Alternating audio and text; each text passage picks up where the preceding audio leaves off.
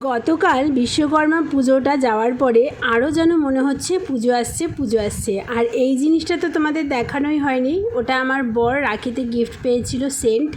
আর সন্ধেবেলা বর আর আমি একটু বেরোলাম ফুচকা খেতে। বিশ্বকর্মা পুজোর দিন চারিদিকে গান বাজনা চলছে, পুজো ভাব, একটু না বেরোলে হয়। আর আসার পথে নিয়ে আসলাম একটা মিষ্টি। কি মিষ্টি নিয়ে এসেছি সেটা আমার পছন্দের খুব, সেটা তোমাদের পরে দেখাচ্ছি। এসেই করলাম চা। সন্ধেবেলা চা করা হয়নি কারণ শ্বশুরমশাই তখনও আসেনি। আমরা ঘুরে এলাম, তারপরে শ্বশুরমশাই আসলো, চা করলাম, ডিনার করলাম।